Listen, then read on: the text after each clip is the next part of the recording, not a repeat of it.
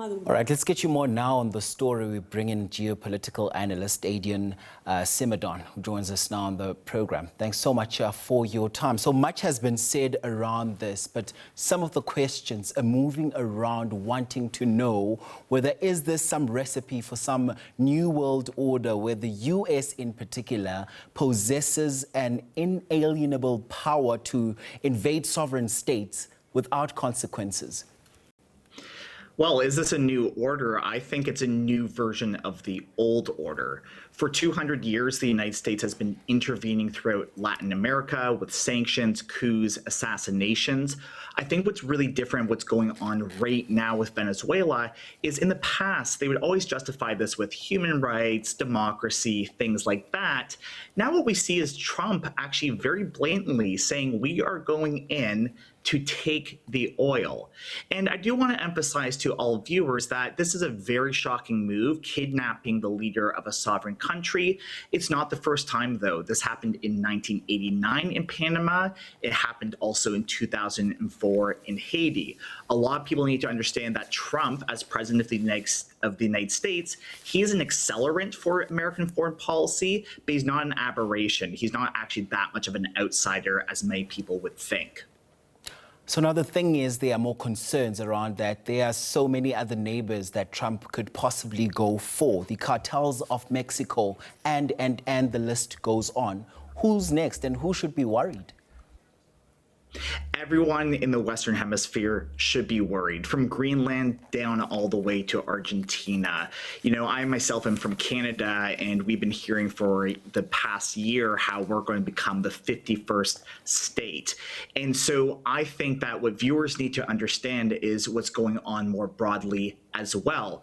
The United States right now, in this year and for the past couple of years, if not past couple of decades, has been a declining empire. And often when empires decline, what they do is they reinforce, and invest and take over land surrounding them to kind of protect them. And so I think what we're seeing right now is the United States doing exactly this, trying to take care of its so-called backyard, making the whole Western Hemisphere its own playground. And we see that going on in Venezuela.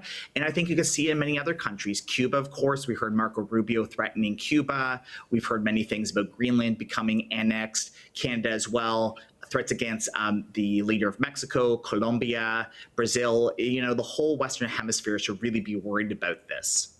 And is it not time to have all these smaller countries that are grappling now with domestic politics or policies perhaps to maybe start forging bonds and alliances with powerful countries, i.e. Russia and China's? Now's not the time. 10 years ago was the time, actually. The countries need to absolutely get on this, get started on diversifying the partners that they have. Whether or not countries like China or not, I'm not going to take a position on that. The truth of the matter is China right now is actually the leading superpower. And it has become a superpower without fighting any major wars. China has not fought a major full-scale conflict since 1979. That's roughly 46 years ago. And countries cannot continue to just rely on the United States. Again, as I said, I'm from Canada. Apparently, the closest ally of the United States is Canada. That's what we keep hearing. We've been told all our lives. And even we're being threatened with annexation. So I think countries need to diversify their partners. China, I'd also say Brazil as well as forming, local coalitions of countries. We see this going on in Africa, for instance, with the Alliance of Sahel States, right? These are some of the poorest countries in the world. Burkina Faso, Mali, Niger, they have come together, united, are trying to form their own larger federal state in order to resist Western imperialism. South America, there's been dreams ever since Bolivar of uniting all the Latin American countries to make sure there could be no Euro-Atlantic intervention in their own affairs. So absolutely, all countries should be diversifying away from the United States and looking at their neighbors and trying to work with them and forge an anti-imperialist alliance. And still on the line of these two powerhouses, they must be watching all of this unfold from the sidelines and asking themselves a lot of questions right now. Should they be worried? I think there's two sides to this. So, on the one hand, countries like Russia and China should be worried because, of course, Venezuela is a country that they have close relations with, right? Plenty of trade, and even, from a very just realpolitik Machiavellian perspective, I mean, this is a country that is, they want an ally in the Western Hemisphere. So, absolutely, they should be concerned.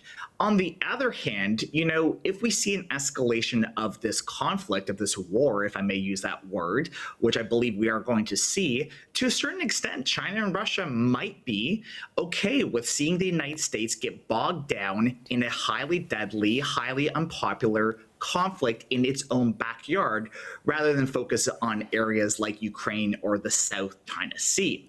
Now, that all being said, in terms of China and Russia, the people living there, and frankly, across the whole world, anyone who's against U.S. imperialism should absolutely be against this kidnapping of the sovereign leader of Venezuela, President Maduro, of course.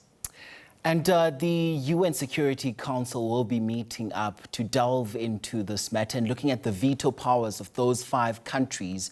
I guess the question now steers towards wanting to know whether can the UN really be trusted with this matter?